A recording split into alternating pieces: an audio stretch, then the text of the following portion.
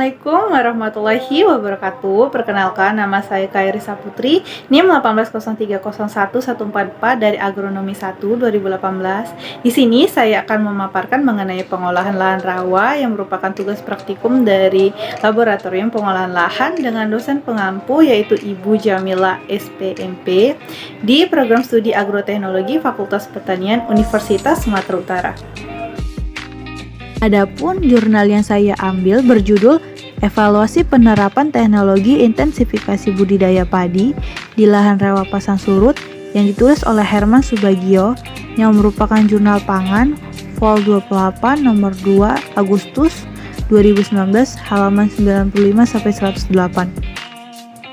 Yang pertama yaitu pendahuluan. Kurangnya lahan sawah yang subur di Pulau Jawa menimbulkan ide tentang pemanfaatan lahan suboptimal seperti lahan rawa pasang surut dalam rangka mendukung terwujudnya ketahanan pangan secara berkelanjutan.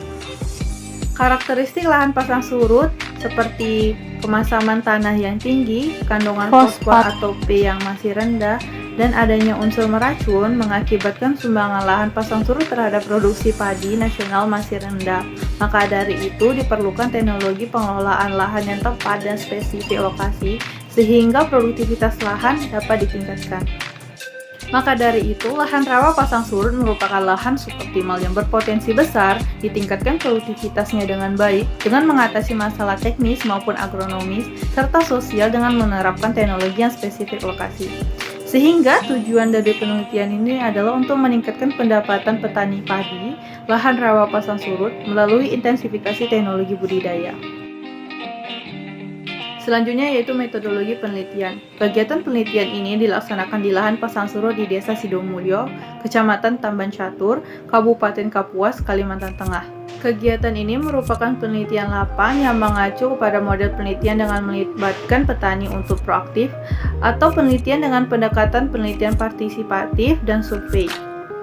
Penelitian lapangan melibatkan 10 petani sebagai kooperator yang dibagi menjadi 3 kelompok, yaitu 4 petani kategori kelompok sistem tanam Jarwo 2:1 dan 4 petani kategori kelompok sistem tanam Tegel dan 2 petani kategori kelompok sistem tanam kebiasaan petani setempat. Berikut merupakan tabel teknologi intensitas budidaya padi yang diteliti di lahan pasang surut.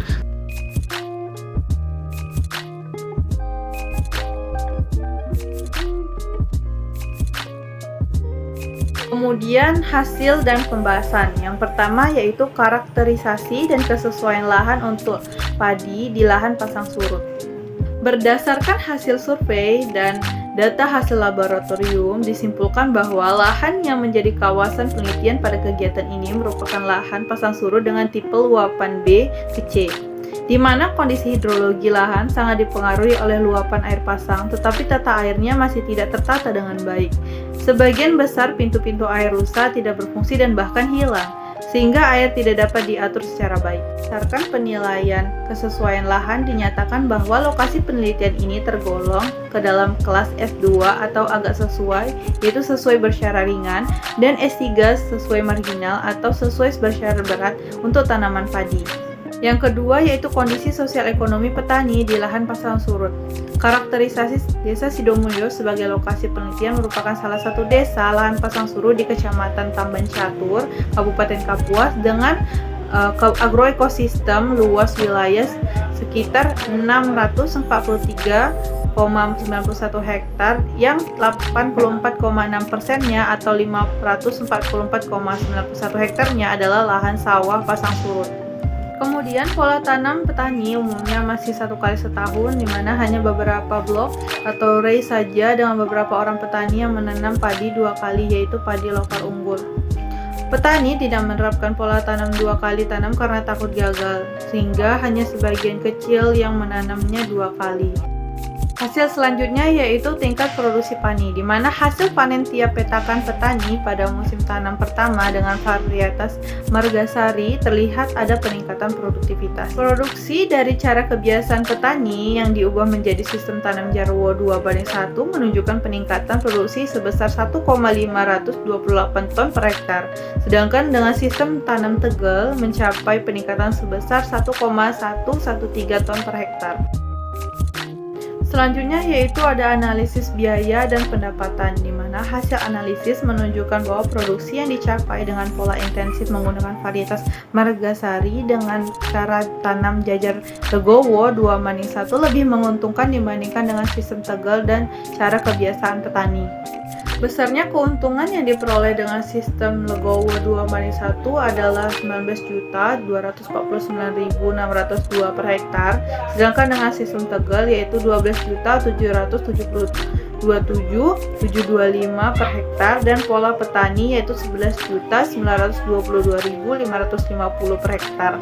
Sedangkan ditinjau dari kebutuhan tenaga kerja, maka sistem tegal menggunakan alat mesin lebih efisien sebesar 68,12% dibandingkan sistem tanam jajar legowo secara manual. Namun, secara ekonomis biaya pupuk untuk budidaya intensif dibandingkan budidaya kebiasaan petani terdapat selisih yang lebih tinggi, yaitu sekitar 183.000.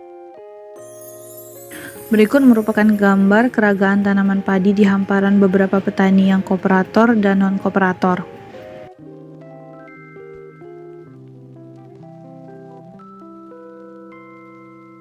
Adapun kesimpulan dari penelitian ini yaitu hasil karakteristik dan evaluasi lahan pasang surut Kecamatan Tamban Catur menunjukkan tergolong dalam kelas agak sesuai S2 dan sesuai marginal S3 untuk tanaman padi. Adapun faktor kendala utama yaitu bahayanya pirit yang dangkal dan retensi hara terutama pH yang rendah sampai sangat rendah. Intensifikasi teknologi budidaya yang diterapkan dalam penelitian ini ternyata dapat memperbaiki indeks pertanaman padi dan dapat meningkatkan produktivitas padi sebesar 61%. Sekian video dari saya, semoga bermanfaat untuk kita semua. Terima kasih telah menyaksikan. Sampai jumpa. Assalamualaikum warahmatullahi wabarakatuh.